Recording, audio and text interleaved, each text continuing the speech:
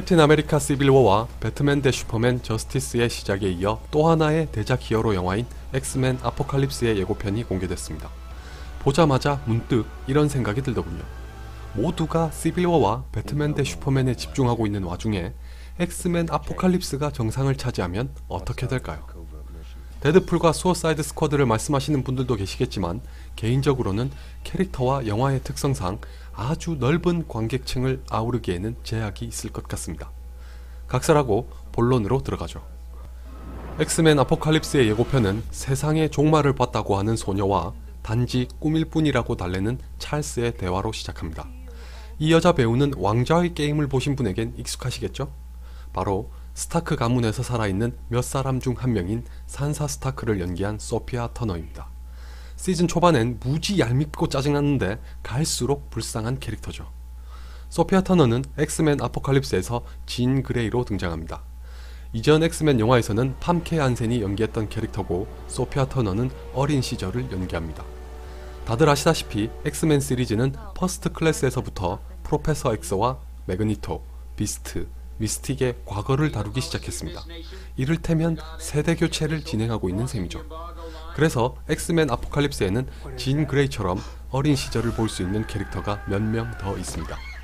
코디 스밋 맥피는 엑스맨2에서 백악관까지 들어가서 대통령을 기습했던 나이트크롤러고, 타이 쉐리던이 연기한 캐릭터는 딱 봐도 아시겠지만 진 그레이의 남자친구였던 사이클롭스입니다. 이 밖에도 데이즈 오브 퓨처 패스트에서 관객의 눈길을 사로잡았던 퀵실버, 엑스맨2와 엑스맨 탄생 울버린에서 울버린과 모종의 관계를 맺고 있던 윌리엄 스트라이커 장군, 그리고 퍼스트 클래스에서 봤던 모이라와 하복 등도 다시 나타납니다. 울버린도 등장하는 걸로 알려져 있는데 예고편에선 안 보이네요. 기존의 캐릭터와 더불어 새로운 캐릭터도 있습니다. 이 동양인 소녀는 불꽃 에너지를 생성할 수 있는 주빌리라고 합니다. 이전 엑스맨 영화들에서도 잠깐씩 보였는데 어지간한 팬이 아니라면 몰랐을 것 같습니다. 솔직히 저도 까맣게 몰랐습니다. 그리고 당연하게도 이 영화의 중심이 될 아포칼립스가 있습니다. 데이즈 오브 퓨처 패스트를 보신 분은 아시겠지만 마지막에 아포칼립스의 등장을 이미 예고했었죠. 아포칼립스는 쉽게 말해서 마블 시네마틱 유니버스의 타노스를 생각하시면 될 것 같습니다. 능력치로 보자면 상대가 안되지만 상징적인 의미에서 비슷하다고 보셔도 억지는 아닐 거라고 생각합니다. 이 때문에 많은 사람들이 개봉 당시에 열광했었는데 기대했던 그대로 엑스맨 아포칼립스를 제작한다고 일찌감치 발표했었습니다. 예고편에서 말하는 것처럼 아포칼립스는 최초의 돌연변입니다. 고대 이집트의 한 종족에서 태어났지만 회색 피부와 파란 입술을 갖고 있는 흉측한 외모 때문에 버려졌습니다. 이 아기를 다른 유목민 종족의 족장이 발견하고는 엔사바 누르라는 이름을 주고 키웠습니다. 돌연변이로서 원래 비범한 능력을 가지고 있었지만 결정적으로 무시무시한 힘을 갖게 된 데는 가디언즈 오브 갤럭시에서 잠깐 볼 수 있었던 외계 문명인 셀레스티얼의 과학기술 덕분입니다. 몽골을 여행하는 중에 우연히 셀레스티얼의 우주선을 발견하고는 우여곡절을 거쳐서 자신의 것으로 만들게 됐습니다. 영화에서는 어떻게 나올지 아직 알 수 없으나 엑스맨은 물론이고 전 인류를 멸망시킬 수 있는 능력을 보유한 것만은 확실한 것 같습니다. 진 그레이가 본 것도 아포칼립스가 지구를 휩쓸어버리는 미래의 모습이겠죠? 아포칼립스는 자신의 신체를 분자 단위로 조절할 수 있으며 이것을 통해 무기로 변신시키거나 하늘을 날 수도 있습니다. 예고편을 보시면 거대한 몸으로 변해서 찰스를 짓누르는 것도 원작에 있는 능력입니다. 덩치에 반해서 엄청나게 빠른 데다가 공간이동도 가능하고 머리도 좋습니다. 한마디로 말해서 사기 캐릭터죠. 아포칼립스만으로도 벅찬데 그에게는 사인의 기사까지 있습니다.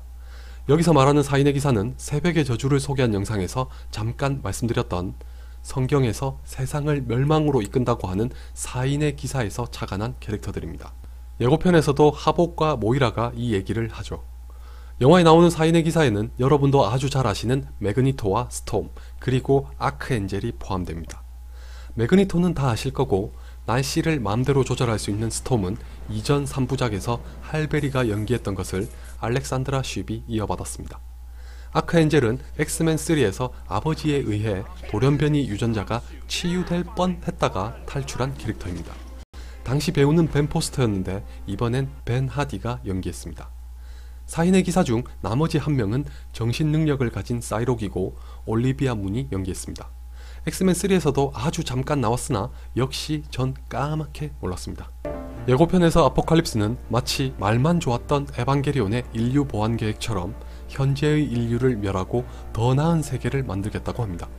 한 가지 흥미로운 사실은 원작과 마찬가지로 아포칼립스가 신으로 추앙받았다는 것을 예고편에서 노골적으로 드러냈다는 것입니다. 고대 이집트의 태양신인 라, 힌두교에서도 최고의 신 중 하나인 크리슈나, 그리고 야훼까지 언급하고 있으니 이건 까딱하면 각 종교단체로부터 욕을 먹을 수도 있을 것 같습니다. 아무튼 신으로 존재했던 그가 본 현재는 더 이상 희망과 개선의 여지가 없다고 판단하면서 멸망시키려는 걸까요? 그리고 매그니토는 왜 갑자기 아포칼립스를 따르게 된 걸까요? 한 인터뷰에 따르면 매그니토는 폴란드에서 어떤 여자와 사랑에 빠져 개과천선하고 평범하게 살려고 합니다. 이것이 어긋나면서 아포칼립스와 함께하게 됐다는 건데, 아무래도 그 여자가 모종의 사건으로 죽으면서 세상에 대한 저기를 다시 꺼내게 되고 때마침 아포칼립스가 등장하면서 그와 함께 세상을 멸망시키려는 건 아닐지 모르겠습니다. 이에 맞서서 미스틱과 찰스가 중심이 되어 다른 엑스맨들을 모두 규합해 아포칼립스 일당과 싸우게 됩니다. 돌연변이만이 아니라 인류의 운명을 건 전쟁이 벌어지게 되는 거죠. 사이클롭스가 아직은 모든 돌연변이가 자신의 능력을 조절하진 못한다고 하자 미스틱은 이건 전쟁이니 그럴 필요가 없다고 합니다. 가지고 있는 능력의 절대치를 모조리 다 끌어내도 된다는 의미겠죠. 그리고 이 장면을 봐서는 아포칼립스가 찰스마저 유혹해서 자신의 편으로 끌어들이려는 모양입니다. 엑스맨 아포칼립스는 다른 영화와 마찬가지로 기대와 우려를 동시에 불러일으킵니다. 아포칼립스라는 강적이 등장해서 한바탕 전쟁이 벌어지게 될 것은 기대를 갖게 하지만, 반대로 이것 때문에 엑스맨 시리즈가 가지고 있던 고유한 특성이 훼손되진 않을지 걱정입니다. 이게 무슨 말인고 하니, 지금까지 항상 엑스맨 시리즈의 중심에는 소수자를 차별하고 억압하는 다수자의 부당한 행위에 대한 고찰이 담겨 있었습니다. 유명한 사실이지만 엑스맨을 있게 한 두 명의 캐릭터인 프로페서 X와 매그니토의 모델부터가 흑인 인권운동의 양대 산맥이었던 마틴 루터 킹과 말콤 X입니다. 두 위인을 아시는 분이라면 금세 감이 잡히시겠지만, 혹시 모르시는 분이라면 올해 개봉했던 셀마를 보시기 바랍니다. 이 영화에서 말콤은 잠깐 등장하지만 마틴 루터 킹과의 철학과 성향이 어떻게 다른지를 어렴풋하게나마 짐작할 수 있습니다. 엑스맨 시리즈의 정수라면 정수할 수 있는 이 정신이 아포칼립스의 등장으로 인해 행여라도 뒷전이 되는 건 아닐지 우려가 됩니다. 쉽게 말해서 너무 오락적인 면에 무게가 쏠릴 수도 있다는 것입니다. 한 가지 다행이라면 감독이 다른 사람도 아닌 브라이언 싱어라는 것입니다. 브라이언 싱어는 적어도 엑스맨 시리즈에서는 단 한 번도 실망시킨 적이 없습니다. 어쩌면 아포칼립스가 현재의 인류를 멸망으로 몰려는 이유가 엑스맨 시리즈의 고유성과 관련이 있을 수도 있겠죠.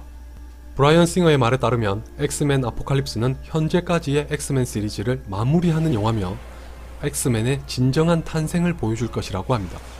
시간상으로 보면 엑스맨 1편보다 20년 정도 앞서 있으니 어떻게 해서 엑스맨이라는 조직이 구축됐는지를 알 수 있다는 의미일 것 같습니다. 그 대단원의 막을 내리게 될 엑스맨 아포칼립스 또한 놓치고 싶지 않네요. 그나저나 내년은 히어로 영화의 범람이군요. 이미 히어로 영화의 미래에 대해 회의적으로 보는 시선이 많은 마당에 진짜 절정을 이루게 될 예정입니다. 내년이 장기적으로 볼 때 히어로 영화의 운명이 어떻게 될지 가늠하게 되는 분수령이 될 수도 있겠군요.